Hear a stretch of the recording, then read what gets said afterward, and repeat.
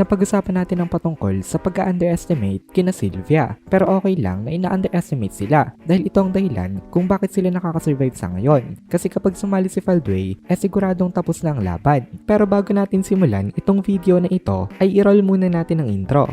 Hello everyone and welcome to my channel, ang inyong source ng Tagalog na Tansura Contents. Sa channel na ito, pinag-uusapan natin ang mga nangyayari sa may Tansura Universe. So without further ado, let's get into the video.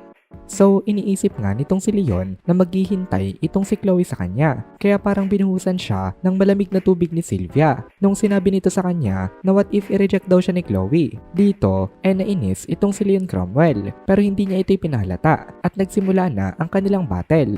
Punta naman tayo ngayon kina Laplace. Itong si Laplace ang pinakamalakas sa may Moderate Clown Troop Alliance. Dati pa lang nagpo-possess na siya ng vicious power. In fact, deserve niya na tawagin na uncrowned Demon Lord. Kasi although hindi siya Demon Lord, siya naman ay Demon Lord level. Na i-reborn siya as an undead elf dahil kay Cagalli. Pero hindi nawala sa kanya ang kanyang experience at abilities as the chosen hero. In addition to that, nagpo-possess itong si Laplace ng dalawang unique skills.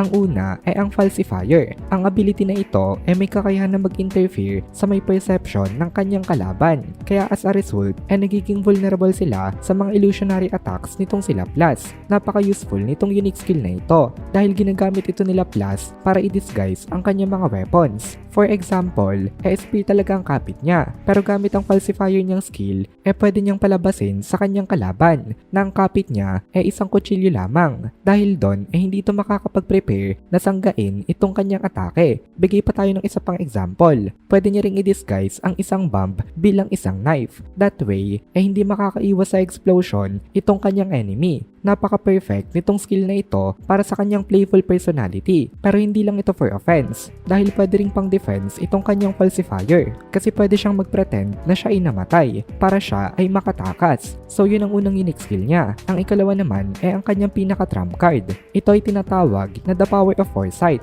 Ang unique skill na ito ay ang kanyang future vision. Ang ability na ito ay nagka-allow kay Laplace na makita ang ilang segundo in the future. Dahil dito ay nakikita niya na agad kung gagana ba sa kalaban ang kanyang falsifier. Kaya kung mapapansin natin, napaka-cautious nitong si Laplace. Kaya may mga time talaga na mabilis siyang mag-decide na tumakas. Kasi nakita niya na nga sa may future sight niya na hindi niya kayang manalo. Ito ang kanyang mga strengths. Meron siyang mataas na physical ability, good sense of combat, perfect prediction of the future, at 1,000 ways to attack. Dahil sa mga ito, napaka-invincible halos nitong si Laplace. Siya ang vice chairman ng Moderate Clown Troop Alliance. Pero in terms of simple combat ability, walang duda na siya ang pinakamalakas sa kanila. Kaya napakahirap niyang talunin. Tsaka aside from the reasons above, kung bakit mahirap nga siyang talunin, meron pang isang dahilan.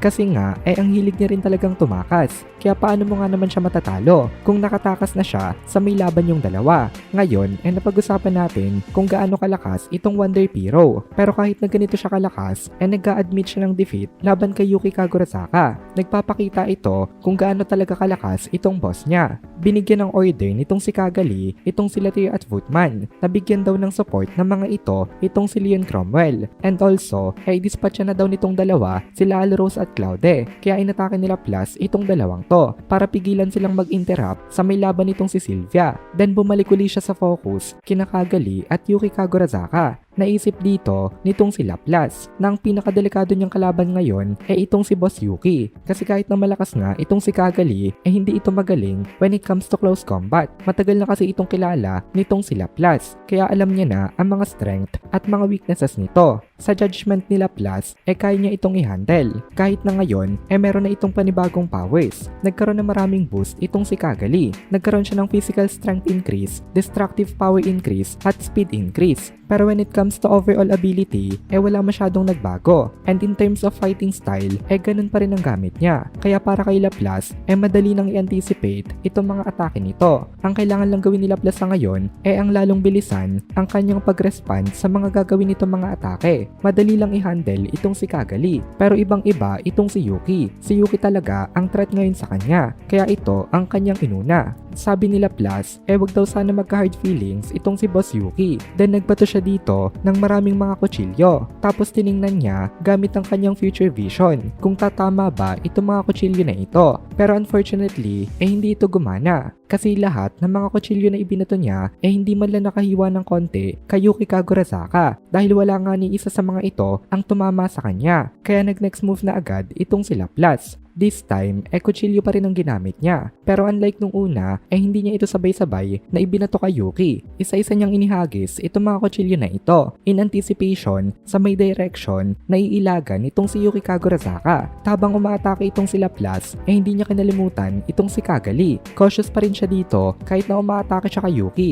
Kung papanoorin natin on the surface, parang paisi-isi pa rin itong sila Plus sa may laban. Pero deep inside, talagang nag-i-struggle na siya kung paano niya gagamitin na magkasabay itong dalawang unique skill niya kasi dalawa nga ang kanyang mga kalaban. Talagang hirap na hirap itong sila Plus dito dahil kahit may future vision nga siya, ang pagpalya lang ng kanyang mga atake ang kanya nakikita. Kaya ngayon, parang wala rin itong kwenta. At dito na muna natin tatapusin itong video na ito. Kung nagugustuhan mo itong mga videos natin, ay please consider joining the membership para mapanood mo na agad ang mga kasunod na part dahil palaging advance ang ating mga members. Also, ay please consider leaving a like at mag-comment ka na din para ma-boost naman tayo ng algorithm.